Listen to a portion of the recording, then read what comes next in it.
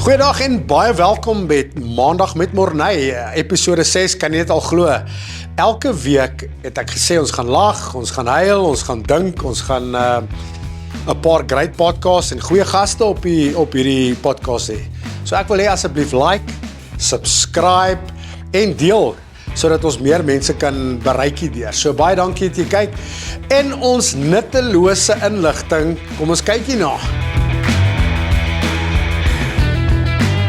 Oor die nuttelose inligting, ek weet elke liewe huis het 'n laptop, het 'n rekenaar, maar weet jy dat die eerste persoonlike rekenaar was in 1981. In hierdie week het IBM die eerste persoonlike rekenaar vrygestel. Kan jy glo? En hulle is nou oral. Dan, ook interessant, in hierdie week Philips, wat 'n groot musiekmaatskappy is en was, het die eerste CD in die jaar 1982 vrygestel. So, van gewone kassette na CD's toe. Daai wat julle baie keer gehang het so op julle speeltjies. CD's is ook long gone, maar in die jaar 82 was die eerste CD vrygestel. So, op Maandag met Morney het ons die groot voorreg om 'n ma, 'n vrou, 'n ouma, saam met ons te hê. So hulle net baie welkom saam met my hierso op my podcast. En ons gaan net 'n bietjie gesels oor dinge wat in jou lewe gebeur het. Ek meen, jy kom uit onderwys, is dit die waarheid? Hoeveel jaar was jy onderwyser? Goeiemôre, ek wil net eers môre sê daarom vir julle almal en baie dankie vir die tyd wat ek saam met jou kan deurbring. Ja, goeie tye, slegte tye, alle tye, jy's reg met alles. Ek was in die onderwys gewees vir 22 jaar. My eerste 3 jaar was dit nie in die maklikste area gewees nie. Daarna het ek net besluit, ek moet aanbeweeg, dus ek na Engelse hoërskool toe. My laaste 3 jaar by die Engelse hoërskool was ek skoolhoof gewees, wat nogal 'n ander storie was, maar toe kan ek net daar stop, is dit dalk bietjie hoekom die grys hare bietjie vinniger gekom het? Is nie die kinders nie, nee. Nee. Dit was met die wat hulle godsdiens uit die skole uit wou gehad het. En wat hulle so gesê het, dat hulle met die onderwysers gepraat het daaroor en die onderwysers het saamgestem en dit was teen my beginsels gewees. Ek het nie so groot geword nie en dit was nie my leefwyse op daai stadium gewees nie. So dit was net vir my moeilik om voort te gaan daarmee en ja, toe het ek net besluit ek bedank. Ek het nie afgetree toe nie. Ek het net bedank, so ek is nou afgetree want ek het die jare bereik. Ek dink dit, as mense hierna kyk, tref dit ons tussen die oë dat godsdiens so uitgehaal is uit ons skole. Ek weet vandag gaan ons nie regtig baie fokus op daai gedeelte nie, maar terwyl jy oor praat, godsdiens en ons wat die Here liefhet, dit is die hartklop van 'n skool. Ja. En ek wil nie dat ons te lank op hierdie ponder nie, maar ek sê net, Here, ons het U so dringend nodig tussen ons skole, wat dissipline betref, wat etiese waardes. En dit is jou Bybelse beginsels wat jy moet toepas in die skool en opvoeding, alles gaan daaroor.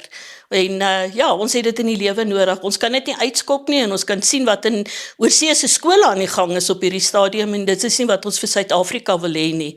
So dit was vir my baie moeilik. Ek het uitgetree, wel opgehou skool hou, maar nou is ek afgetree, maar die grys hare kom definitief nie van die skool daar af nie. Miskien 'n paar hier en daar, maar nie jou man nie, dis nie niks sulke. Nee, my kinders het miskien bygedra tot die grys hare, maar ek glo daarom nie alles nie. Ek dink my hare sou gekrul het ook dalk met hulle saam, maar dit het nie. Ons moet dringend bid vir ons skole.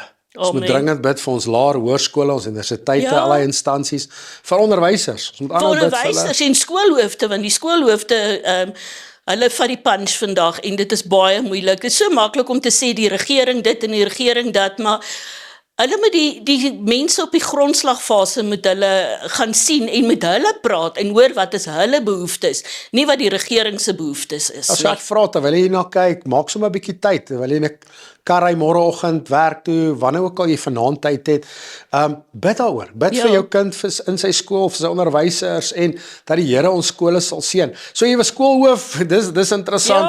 Kom ons forward, of kom ons praat hieroor, hoeveel kinders het jy? Ek het self 'n miskraam gehad en net daarna het ek swanger geraak met ons oudste dogter. Sy's nou 43, die jongste een is 41, die oudste een is in Suid-Afrika, getroud met 'n spesialist narkotiseer, hulle bly in Linden, daar het ons 'n seun en 'n dogter, of 'n klein seun en 'n dogter, Leia die dramaturg wil ek amper sê, en gimnastiek, ballet, en drama, en sang en so aan, Caleb is die tennisspeler, die pickleballspeler en die paddlespeler, sokker hou hy ook van, maar rugby is nie vir hom die belangrikste nie, want een van sy maatjies het so seer gekry, dat hy vir 6 weke al was met harsingskudding, en dit op standaard 5 vlak, dit was vir my verskriklik, en toe het Caleb besluit, tot hiertoe nie verder nie. Ander dogter en skoonseun is in Australië, hulle is nou, my skoonseun is al 2 jaar daar, ja, Elmarie sal 2 jaar daar wees, die 1 September met die 3 dogters, slegte ondervinding gehad in Suid-Afrika, waar hulle een oggend na ons toe wou kom, en toe sy in die kombuis kom om koffie te maak, toe staan iemand voor haar met 'n skroewedraaier in die hand, en hulle is gespaar en gered daai dag, sy het baie deur hel eintlik gegaan in daai tyd, en om net terug te gaan huis toe was vir hulle baie moeilik, sy het berading gekry, en dit het 'n hele tyd gevat, en ek dink dit is maar waar hulle hele idee van oorsee gegaan het, maar my skoonseun het ook gesê, met die veranderinge in die land, sien hy nie kans dat sy 3 dogters in moeilike omstandighede in 'n koshuis moet gaan bly, waar daar nie dissipline en goed is nie, en hy maak sy kinders goed groot. So ja, en ja, Elmarie het op 'n laat stadium in haar lewe besluit, sy gaan leer, so sy doen nou chemie en wiskunde 3, so ek gaan nou oor so 3 weke, gaan ek weer daar kuier vir 3 maande, manlief sal eers vir 6 weke net gaan kuier, maar ons het ook baie vriende daar gemaak, ons spot altyd om te sê, Piet het meer vriende oor see, maar dis kerkvriende, want Noulus juist Sondag ingeseën as ek wil nie sê pastoor nie, maar op die kerkse raad.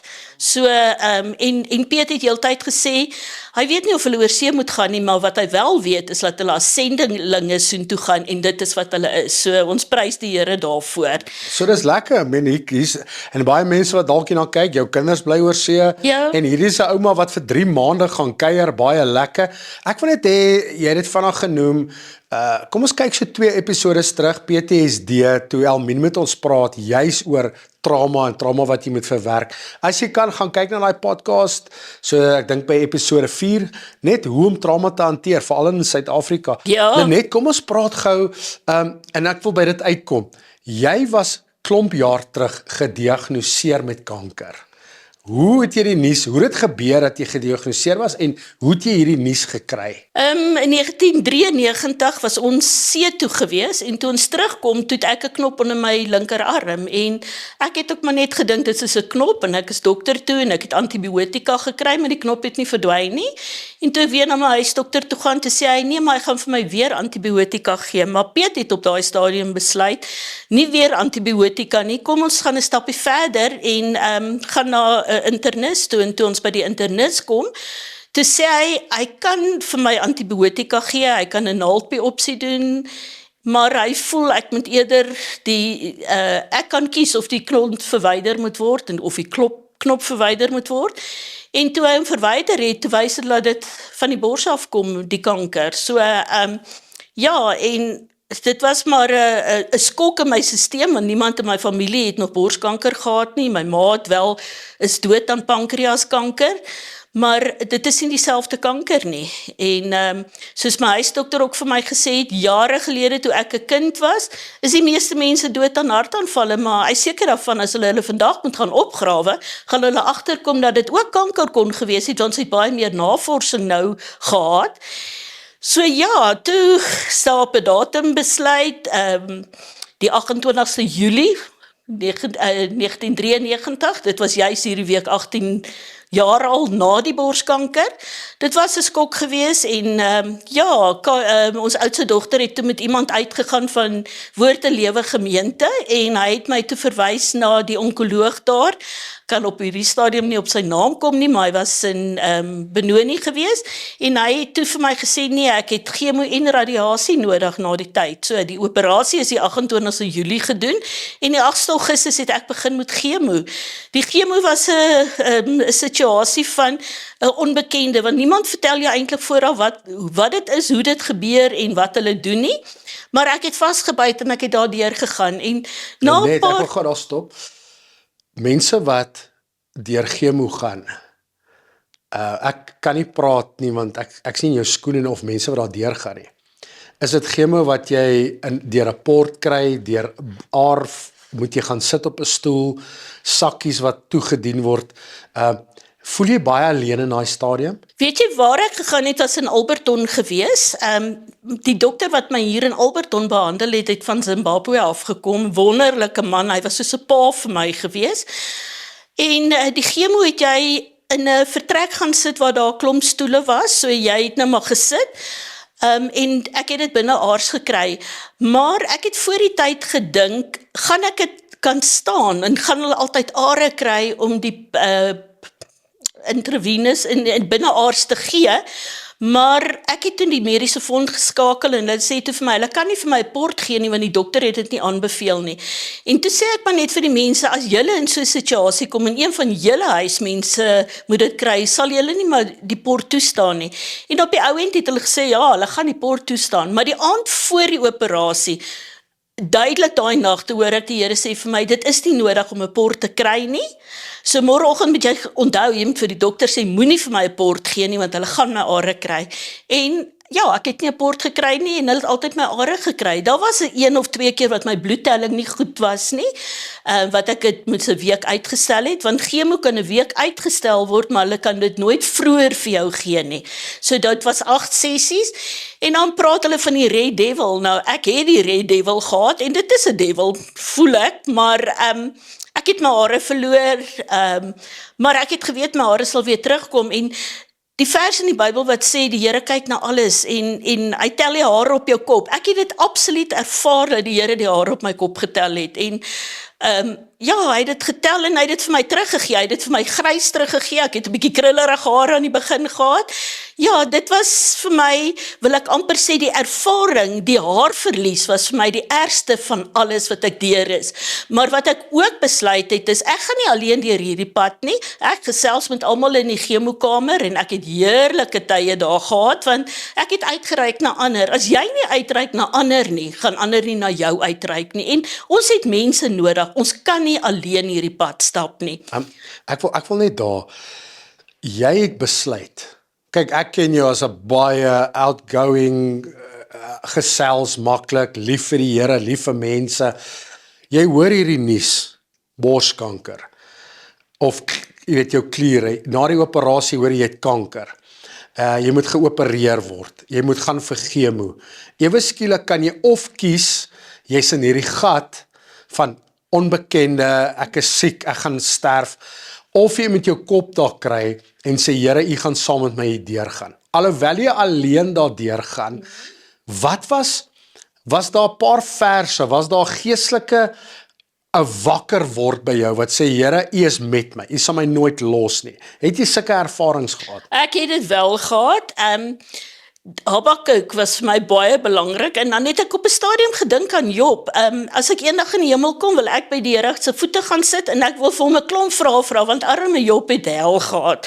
En ja, ek het besluit, ek gaan vir die Here vra, maar oor die 18 jaar het dit ook gekom, ek het nie nodig om dit te doen nie, want daar gaan ek 'n verheerlike liggaam kry, ek gaan nie pyn en lyding of enigiets hê nie, en ek het nie pyn en lyding gehad, wat hierdie hele borskanker storie was nie, maar ek het ook geweet, al gaan ek deur 'n dal van doodskade weer, was ek nooit alleen gewees nie. Ek het ondersteuning gehad, en van die kerkmense, en dit is so belangrik om in 'n kerk omgeegroep of groepe te wees, want jou familie kan nie altyd alles verstaan nie. Die familie is so geneig om jou te bel en te sê, hulle het verlede week weer gehoor van iemand wat dood is aan borskanker, en het jy gelees in hierdie, en dit was vir my so die lekkerste wat selfone is. Ek is nou nie heeltemal 'n selfoon liefhebber nie, maar in die selfoon het dadelik vir my gesê, as hierdie aan jou bel, antwoord jy nie. Jy kan 'n boodskap later stuur, maar ek kon kies.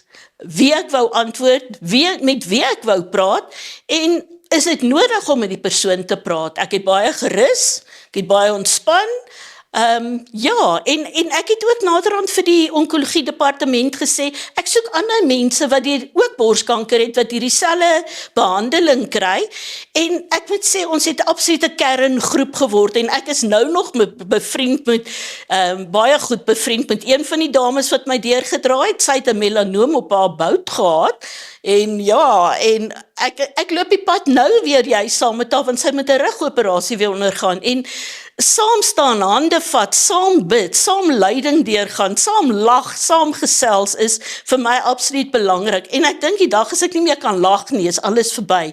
Maar wat ek ook weet, kanker is nie 'n groot K nie. Kanker is net 'n klein K. Want die kruisdood van Jesus is die groot K, en dit is wat ons moet deurtrek en deurdra, en dit is vir my baie, baie belangrik, en dan weet ek ook, ek is tot alles in staat deur Christus wat my krag gee, hoekom sal ek nou gaan val en lê? Hoekom moet ek dit doen? En dan na hierdie 4 weke van Red Devil, 4 keer sessies van Red Devil, het ek nog 4 sessies ander chemo gehad, ja, en met genade het ek nie baie siek geword nie. Ek was moeg gewees, ja, en die 3de sessie het my bietjie omkant gevang, maar ek was nie doodsiek gewees nie, en ek kon aangaan, en toe het ek nog 34 sessies radiasie gehad. Dit was vir my 'n bietjie skrikwekkende ervaring, want jy lê daar, dis 3 minute of 2 minute, en dan is dit verby, maar jy is baie moeg daarna, maar ek is nie gebrand nie, ek het goeie tye met die mense ook gehad, en dit was wonderlik gewees, en ja, die familie het ondersteun, dit was fantasties. Net jy het iets crucial gesê, die K, wat vir kanker staan. Ja. Jy het iets gesê wat mense vandag moet duidelik hoor. Die K, die kruis van Jesus, is groter as die kanker. Baie. So ek wil net hê, as daar enige persone wat deur dit gaan, borskanker of wat 'n kanker dit mag wees, ek weet dit is 'n alleenpad, maar dit is nie 'n alleenpad nie. Hoef nie te wees nie. Dit hoef nie. So Piet, jou man, was absoluut, kan ek hoor, absoluut saam met jou, 'n ster, hy het saam met jou die Here vertrou, alhoewel jy alleen in radiasie was, alleen op hy drips was jou man se ondersteuning, maar die Here, die groot K, die kruis, was met jou die hele tyd gewees. So, wat is die boodskap vir mense wat nou deur hierdie uitdagings gaan, of sy sussie, of familielede wat deur kanker gaan? Hoe kan ons ondersteun? Weet jy, die groot ondersteuning is om vir hulle te bid in die eerste plek, want gebed verander sake, en gebed kan jou positief maak. Soms kan jy seker voel jy wil weghardloop, of jy gaan dood, of wat ook al, maar ek dink maak net seker dat as jy moet oorstap, of gaan oorstap, dat jy oorstap na die hemel en nie die hel nie, want as jy hier 'n suffering het, of 'n swaar kry het, wil jy dit nie herhaal nie, want daardie swaar kry eendag gaan aanhoudend wees, dit gaan nie net 'n 8 weke sessie, of 34 sessies wees nie, dit gaan aanhoudend wees, en dit beteken vir my baie, en dan groepe, jou vriende bly jou vriende. Ek het 'n vriendin gehad wat borskanker voor my gehad het, en sy het met my baie gepraat, en ons is nou nog vriende, hoeveel jaar later, en dit is vriende wat iets in gemeen het, en ons kan ander mense uitreik. Op hierdie stadium, ons het ook 'n Christian Cancer Care groep gehad, waar ons borskanker daar gehad het, en dit was wonderlike tye, maar sodra mense voel hulle is beter, of hulle is genees, of hulle het nie iemand nodig nie, dan spat mense uit mekaar uit, maar dit moenie so wees nie, dit moet 'n samebindende faktor wees, dat jy saam die pad kan loop. Ons is nie alleen mense nie, die Here het nie vir Adam alleen gemaak en gesê, hoorie, jy gaan vir ewig daarso nou sit, en jammer vir jou, jy pas die diere op nie. Hy het Eva bygebring, en hy het gesê, julle is saam, en ek moet ook sê, toe my ma die kanker gehad het, het ek eers regtig besef wat die huweliksbelofte is wat ek afgelê het. Nou ek en Piet is die einde van die jaar al 47 jaar getroud, maar ek het daai tyd besef, deur dik en dun gaan jy mekaar bystaan en daar's nie 'n omdraaipad nie en wat die Here saamgevoeg het kan die mense nie skei nie en al gaan jy deur swaar tye, al gaan jy deur goeie tye, julle is by mekaar, julle is saam met mekaar en dit is soos 'n tou, daar's 3 dele van die meeste toue, myne, joune en die Here se en hulle is saam gebind en gekruis en die een kan nie sonder die ander een gaan nie. En daarom wil ek ook vir Piet sê, dankie dat hy my deurgedra het en hy dra my deur alles nog en ja, ons kan en ook die kinders en die kleinkinders en die skoonseuns se ondersteuning ook aan hulle vrouens en so. Iets wat ook vir my nou byval is, ek kan onthou in hierdie hele behandelingsproses, ek kan nou net nie onthou in die Ou Testament wie dit was nie, maar hulle het 'n klipstapel opgerig om te weet van hierdie, die Here het ons deurgedra in hierdie tyd en so. Monumente, ja. En ek het so 'n koperbak wat Piet van India afgebring het en al die mense wat by my besoek afgelê het in die tyd met die behandeling, het ek 'n wit klippie gegee en sê, skryf jou name op.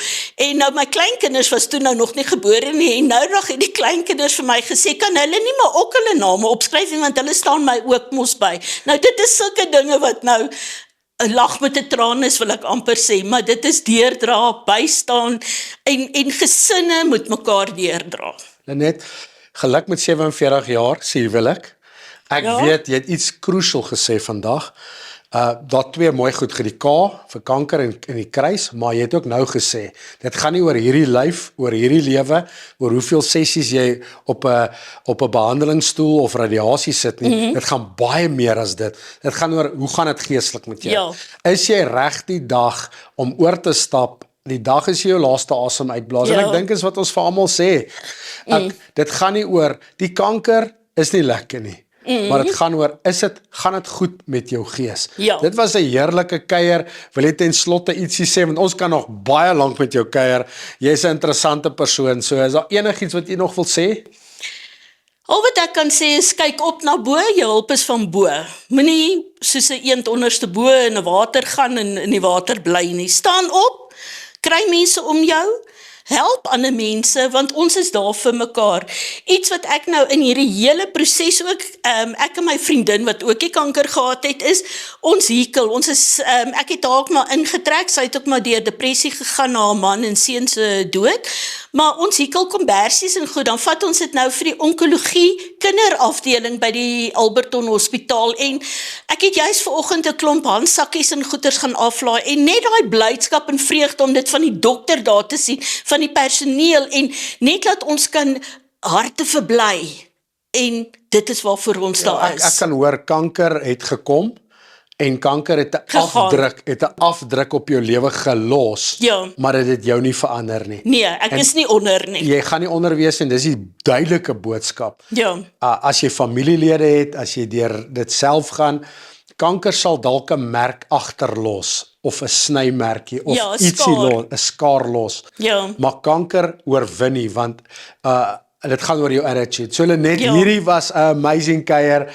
Dankie dat jy ingeskakel het. Subscribe, like. Maandag met Morney. Ons sien mekaar gou weer. Hê 'n geseënde week. Seën vir julle almal en kyk op na bo.